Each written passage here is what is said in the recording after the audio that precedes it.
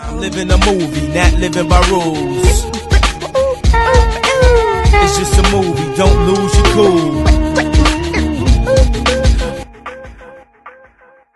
Welcome back to MovieTrailerReviews.net, and we're doing our auto review. Today we are doing an auto review for Liam Neeson's new movie, The Grey. This movie is about in Alaska, an oil drilling team struggles to survive after a plane crash strands them in the wild.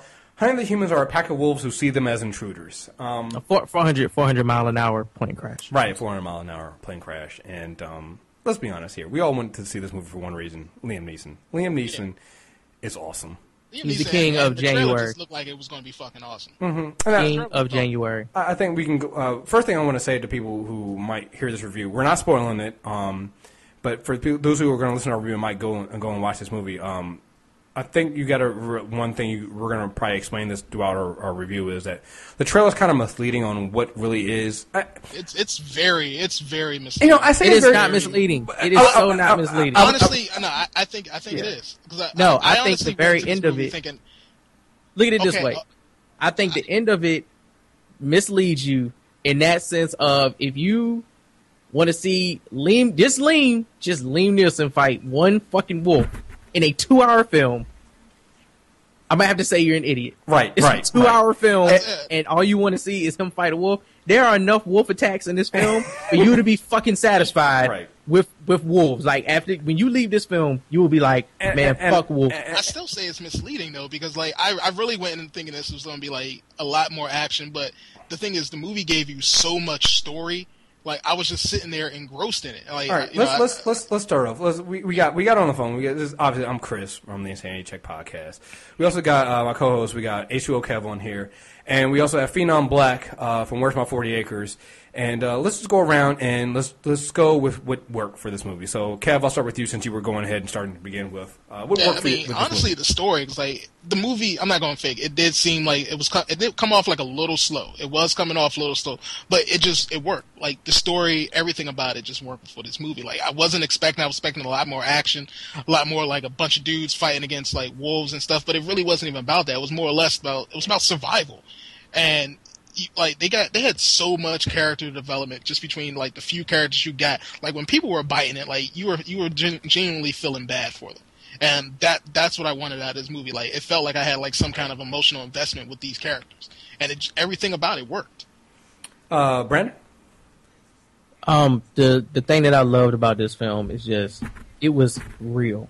Like it was so real. You see these films where these dudes get stranded in the Arctic or Alaska or wherever they're oil drilling at, and like the plane crashes and they're in the middle of nowhere. They're literally in, as Neem put it at one point, 300-mile radius is like wolf territory, and they're in that shit, and it's like, oh, they could make it. And I'm looking at this film going, no, you can't. And they keep it 100% real. And like, the way people start to bite it is just.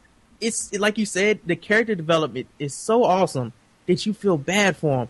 But at the same time, like I wasn't rooting for the wolves, but I was like, son, if one of these white men makes it out of here, y'all suck. Like, there's no way in hell that these white men should live. Like, it's like the one black dude who made it farther than I thought he was gonna make it. Because that big motherfucker looked like some dark meat. I don't understand how they didn't go for him first. You know the thing that kills me about this, and you're so right about it just being so realistic. You see a lot of these, the trailer. The trailer's kind of misleading, but if you think about what this kind of movie was by just looking at the trailer, you got to be like, okay, you're right. This movie's not going to be an entire movie of them just fighting wolves. That doesn't make any sense. And what they did was they used that to draw you in, but then they give you such a realistic movie. Because I've seen these movies. I've seen all these trapped in the woods. I saw The Edge. I've seen Alive. Even though Alive is based off a true story. You still look at that movie at some point and you're like, really? I don't think you would. I mean, the situations in this movie actually felt kind of terrifying. If I was in it, I was like, man, there's no way in the world I would live. Like, the stuff they had to do to survive, I was just like, man, this is I wish I'd have died in the crash. Like, tell me just at one point exactly. I would have much rather die in the crash. Right. I wish you just killed me. Like, but just it's funny you let me mentioned be that. one of the ones to go in the crash or bleed out to death in the cold where you're numb and it's okay. Like, you're okay. Rather than getting attacked in the middle of the night and have your throat ripped out. It's funny you mentioned that though, because I feel like the way they set the movie up, that's one of the big themes in the movie is that the people that died in the crash might have actually had it the best. They were the lucky ones. No, they were the lucky ones. They were the lucky ones. They that died. One dude who was in there was like, "Yo, am I going to die?" And he's like, "Yes." Right. That dude was one of the lucky ones. Right. It's like it's such a.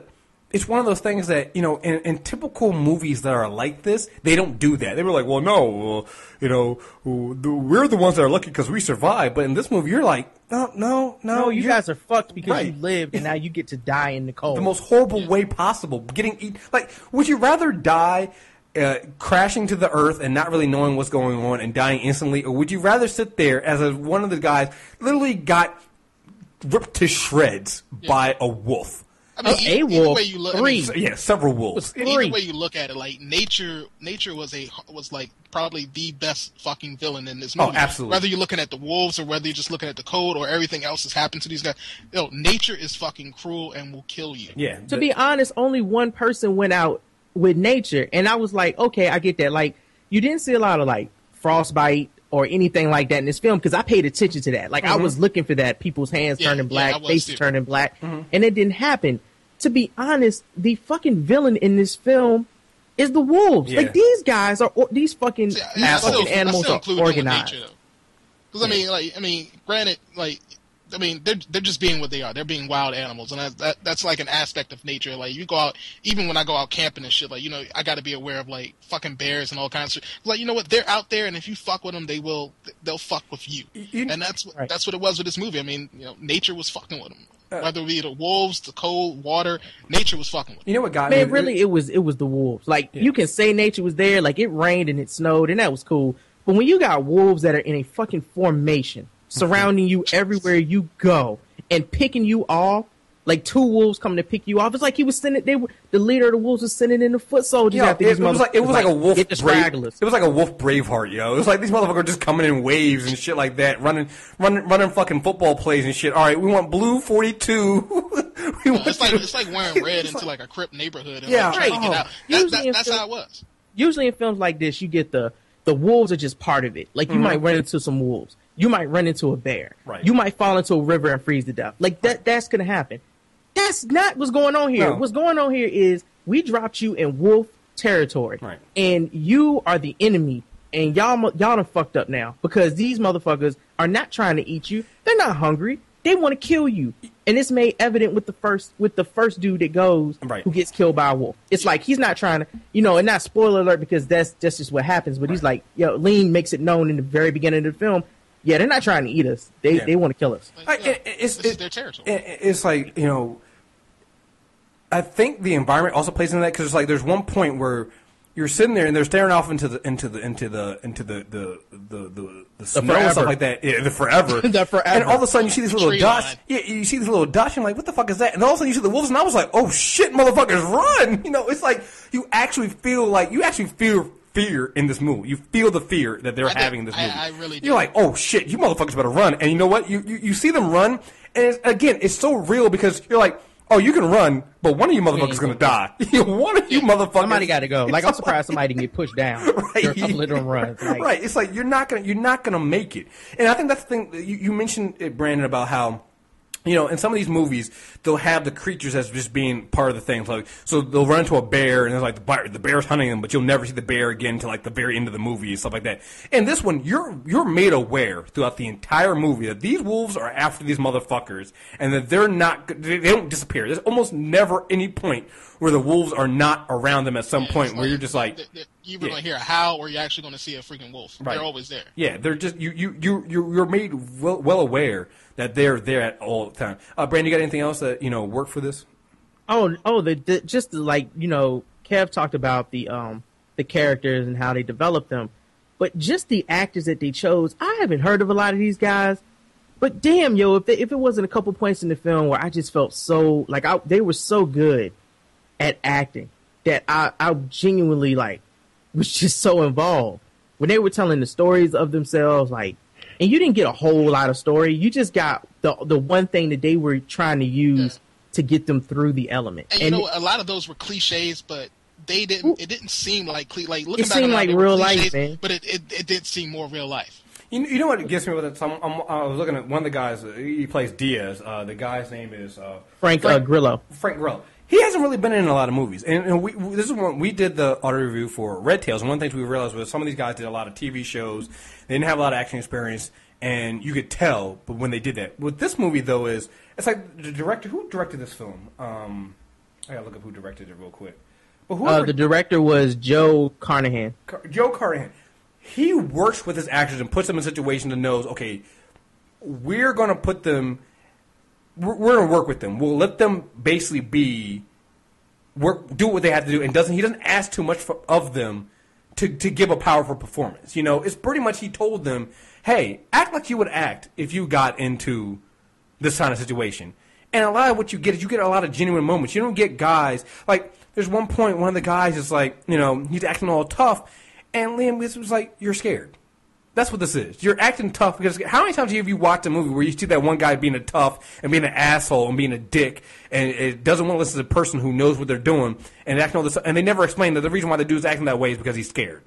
Mm-hmm. And they do that in this film. They let you know that why everyone's acting the way they are acting, you know, and it works. I mean, it's so natural that you don't get that fake feeling of, well, yeah, these guys, you know, if none of the guys make it, you're like, well, that makes sense. You know, it's just. Can I just say nothing was done in this film just to be done? Like, and that's what, you know, that's one of the things.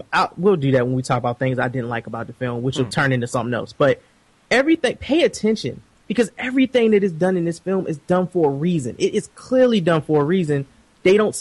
Nobody would spend that much camera time. Nobody would waste that much camera time on something that seems so just nonchalantly. Why are we looking at this? Why is this important? It plays into it, and I have to say that the way, like you may say that these, and you could say that these are cliche characters, but people are cliches in life. So if this is gonna be similar, if this is gonna be like life or a reference to something that might happen, you're gonna have these guys.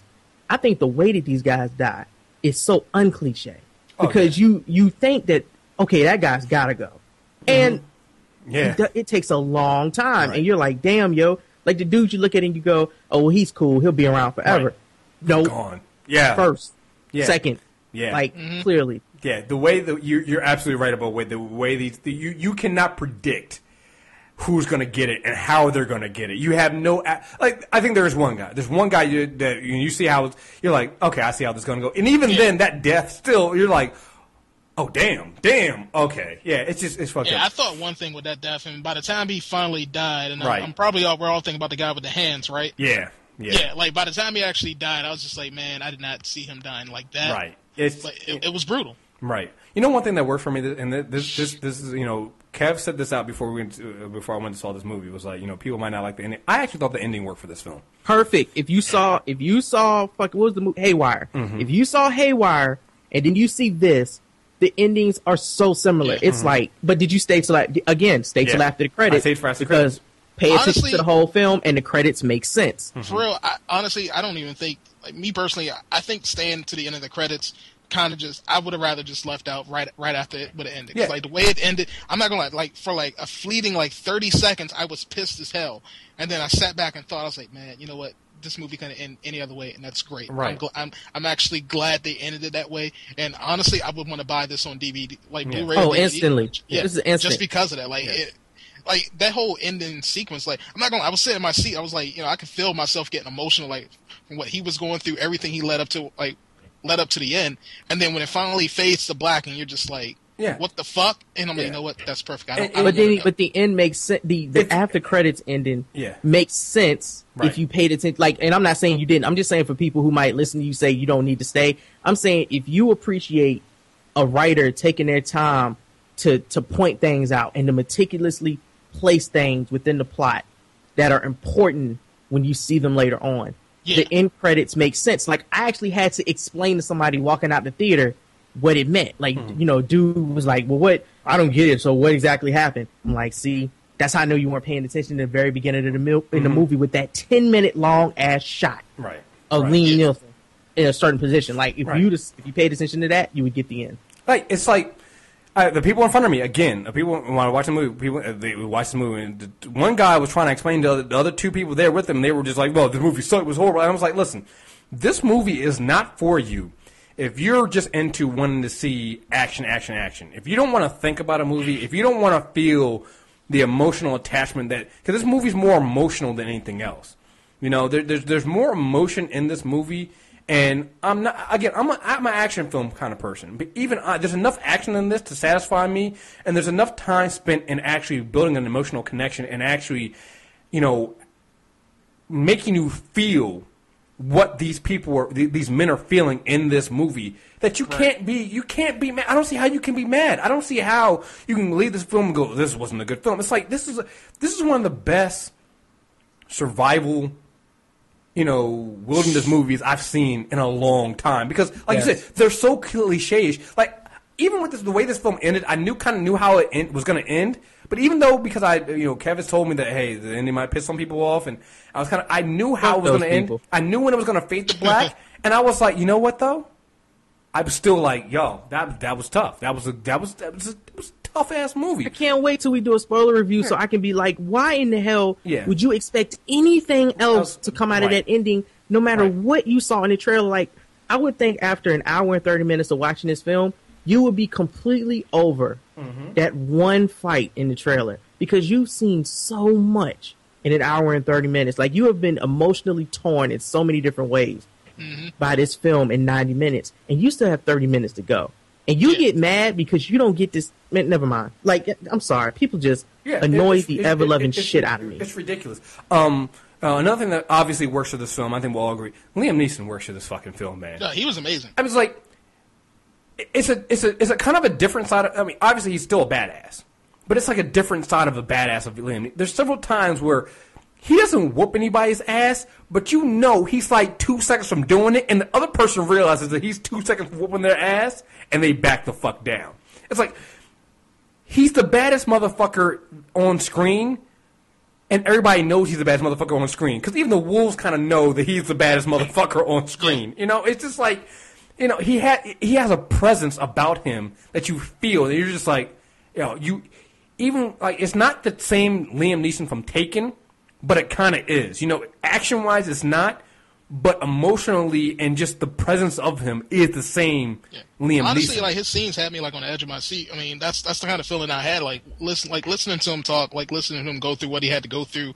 By the time you get to the end of the movie, I mean, like, you're just sitting there on pins and needles, just like, you know, hanging on his every word. Right. The only thing that had me on the edge of my seat was just the randomness of attacks. Like, every time somebody would take this moment of chill, like, to gather themselves, I'd be like, so we just gonna stand around like wolves ain't flying out the corner of the screen and ripping motherfuckers' heads off. Okay, cool, I understand that. We're not being hunted by like a pack of 30-something wolves that just don't give a fuck. Right, they didn't give a fuck. They didn't. All right, what didn't work? Brandon, I'll start with you. What didn't work is the audience.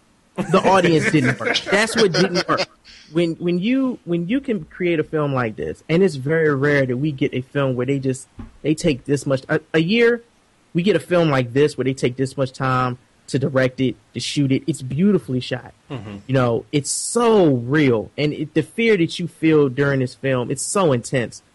For people to sigh at the end of the film, I hate people. Yeah. Like, I can't stand them, yo. They just get on my nerves. I'll be glad when we go to Mars or something. I'm first. It's got to be some more intelligent life out there, because this shit is ridiculous. You paid. What did you expect, dude? Like, when you can't appreciate, like, here's the thing. There's movies I don't enjoy, but I still appreciate the quality of the film. There are plenty of movies like that. And to me, even if you did not like this movie because it wasn't what you expected, you still have to appreciate. Like, I didn't like Transformers 3, but I still appreciated the visual qualities of that film. When you can't appreciate how good this film is, even though it's not what you expect, like, I got nothing for you. I don't know what to tell you, because it's like, what did you want? If they did a film, noise. If they did a movie that was 2 hours of, you know, and this movie's under 2 hours. If this movie was 2 hours of Liam Neeson fucking up wolves, yeah, you would get Liam Neeson fucking up wolves, but it would be a terrible movie. And it wouldn't be realistic because, let's be honest, a human being fighting a wolf in hand-to-hand combat. Fighting 150 or probably bigger than that, like probably 200-pound wolf. Right. And you're talking about, the wolf that's 6 feet tall, and we're in the freezing cold, and he's about 200 pounds, and lives in this environment. Right. Yeah, and kills things twice his size. Yeah, I would fuck. And it's it's 2 of them. Yeah, I'm good. I would cut both their heads off. Right. Kev, what you got? Honestly, I'm not gonna bullshit. I have no problems at all with this movie. This is one of the few movies where I watched it where I really can't find anything to fault with this. It was just good. It was, if anything, the trailer. The trailer, to me, is still misleading. It does come off as being like a little bit more of an action film, which is, you don't get an action film with this movie. You get something that's a lot more cerebral, which I loved. So, if anything, just the trailer, because I thought the trailer was a little misleading. But, this is a great movie. You know what I hate? I hate that we have to say that we have to warn people about this and say that it's not an action movie, because, again, I've seen movies like this, and this movie is on par with every other survival movie you have in terms of action and stuff like that. I mean, there's not really a slow moment in this film. Like, at any moment, like, even when there's a chill moment, like, there's one point in the film, like, towards in the middle, where everything's chill, and something happens, and you're like, okay, we're gonna calm down, everything's fine, and out of nowhere, there's a fucking wolf attack, and you're just like, holy shit, man, it comes out of nowhere. There is no chill moment. There's no thought about what you were talking about. Yeah, that wolf attack came out of nowhere. You spend most of your time waiting for that attack. Like, there are these moments, like when you go see Haywire, or like fighting films, for example, you wait for the next fight. You kind of look for it. Like, you see the signs, up, they about to fight. You know, it's kind of like watching the porn and being like, up, she about to pull out the dick. Right. Like, it's it's coming, but with this film, you don't know when it's coming, so you are on the edge of your seat. Like, every sound in the woods creeps you out just as much as it creeps the actors out in the film. And Phenom, it's crazy. On that same token, the music with this movie, I mean, the music did not let on that certain events were going to happen. No, that score was awesome for that. Right. Like, the violins, like, and I remember walking out of the theater and I told my girl, the violins are death. Like, that's it, like, just the violins of death. It was so, the background music fit the environment so well, and it kind of fit the mood. Like, you could see you could feel what they were going through the background music. But at the same time, get attacked when this shit was going on. So, like, you would finally get calm, wolf attack. God damn. It wasn't like with most movies, like you can pick up on like certain vocal cues from the music, let you know what to expect, what's coming up. I didn't have that here. No, you never know when it's going to happen. You're completely left pretty much in the dark, and you have no idea when it's going to happen, how it's going to happen, or any of that stuff. You just don't know. The wolf, the king of the wolves, wolf is not real, people. Like, I know people are going to be like, oh my god, look at that big badass motherfucker. I know they actually did use real wolves for this movie, but I think they used real wolves and like partly CG as well. But yeah, the alpha probably definitely was not a real wolf. That alien-eyed wolf was not. I think I heard it best on another podcast. It did look like something from that movie Attack the Block. Like, if you haven't seen that, it looked just like the aliens from Attack the Block. It really did. And that was a monster, but I was still scared. Like, I was like, shit. Yeah. All right, well, let's go ahead and do this. What do you guys give it? Oh, Brandon, 5. Oh, well. I mean, I give it a 5. No BS. Like, this is one of the best movies I've seen, especially the mediocre shit we've seen like these past few weeks. No, this is definitely a 5. Like, I would definitely go pay to go see this again. I will buy it when it comes out on DVD or Blu-ray. Brandon, as I usually say, like when we say on album reviews, I'll say must cop. That's what this is. Like, this is.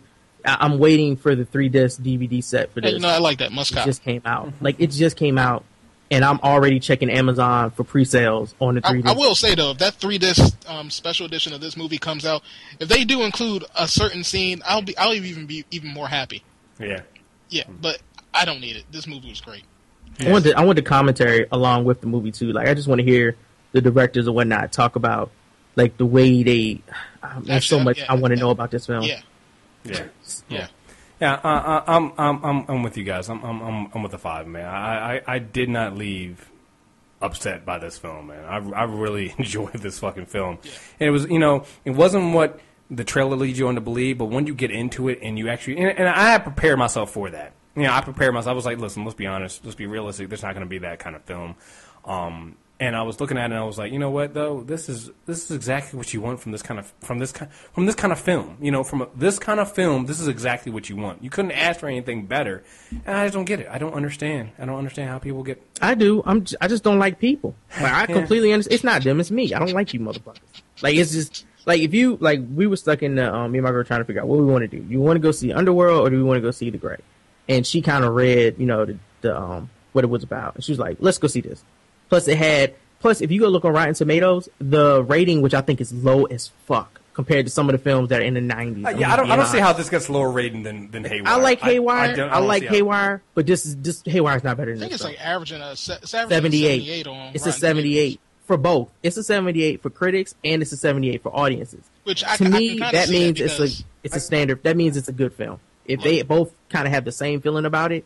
Right. And it's a good rating. Like I thought the trailer was really misleading, and one person going into the movie thinking one thing might have gotten turned off by what happened. Yeah, I can see the audience, but the critics, I don't understand. I don't see. But the trailer is not. See, this is my thing. The trailer is not the movie. That's just like if you hear one single from like a Nas album, and you're like if you heard Illmatic and you didn't like It Ain't Hard to Tell, okay, and you were like, man, fuck Illmatic because of that one film. I'm giving this album a 6 out of 10. But you got other shit, Memory Lane, Represent. You got all these other classic songs up there. You just didn't like one. It's a sample. Like it is a sample of the song. It's a sample of the film. And sometimes it's not even cut by the studio or the same people that produced the movie. So you never know it's a marketing campaign, people. To be honest, that is the trailer this movie needs, because if they show motherfuckers that, it's just some people trapped in the woods and the element's gonna kill them. Most people, it's boring. But if you show them, oh my God, Liam is wrapping his arms in broken bottle glasses, and he takes a knife and he straps it to his palm. Nah, that shit was hardcore, dude. And he fights a wolf. We need to go see this. Like, that is the whole point. That's what they're selling. I ain't gonna bullshit. That is kind of the reason why I wanted to go see it, because that one scene, like, he's strapping like them small airplane bottles to his fist and takes a knife, and I'm just like, I gotta go see this. And they got you in the theater, and you got a great film. Right. Yeah. I can't even be mad at him. All right. Well, that's been our audio review for The Grey. Obviously shorter than Red Tails, because we weren't pissed. We enjoyed this movie.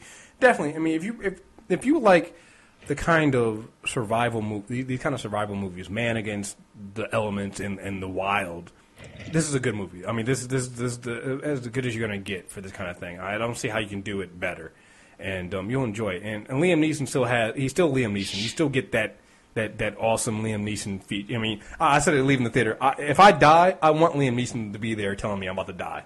I don't blame you. I tweeted that, and I was like, if I am about to die, let Liam Neeson come out of nowhere and was like, look, you're going to die. Right. It's going to the worm will come over. Yeah, I don't want to be sugar coated. I want somebody to just come out there and keep it real with me. I think Liam would do that. So I still felt like I went to that movie A Boy and came out Liam Neeson. Right.